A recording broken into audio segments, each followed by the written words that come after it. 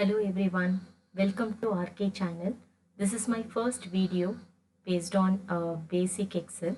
So today we are going to learn about the basic features of Excel software. So as we know, this is the opening screen of Excel.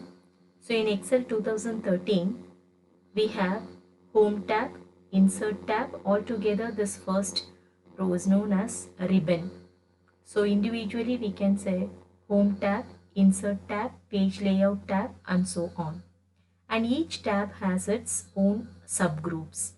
For example, Home tab has Clipboard, Font, Alignment.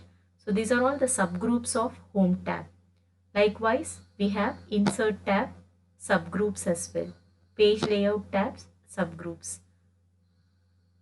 So now in Excel, everything is all about table. So table concept we know, its table is a collection of rows and columns. Row indicates horizontal alignment and column indicates the vertical alignment. So in Excel software, vertical alignment, that means column is indicated means with the alphabets and row is named as numbers, numerals. So this box is known as cell.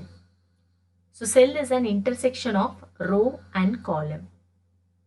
So this will be means cell address can be made with the help of column alphabet and row number.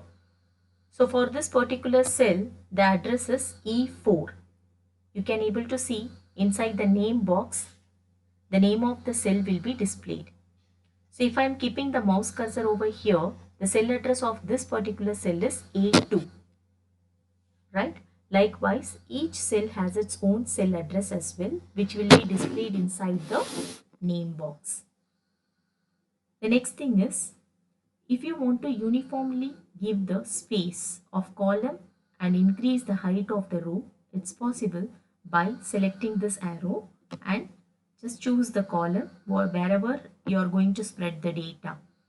And just right click, go to column width option and give the size whichever size you want to give. Same procedure for increasing the row height. Select the rows, right click and go to row height option and give the size of the row to be increased.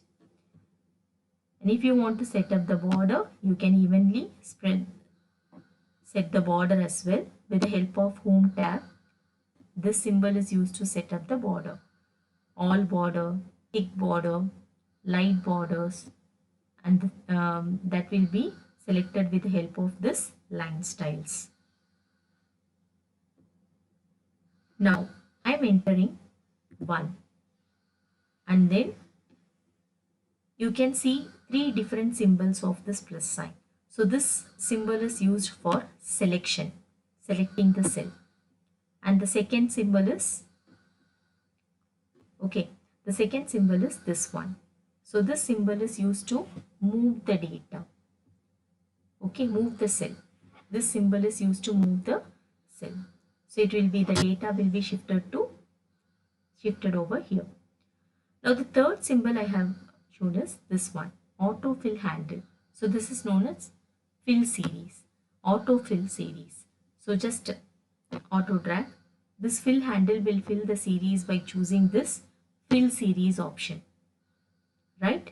So we used to play during our childhood, like weekdays also automatically displayed, right, with the help of this fill handle. So this fill handle you have to just drag to fill out the weekdays. Same way, month data also can be easily dragged out.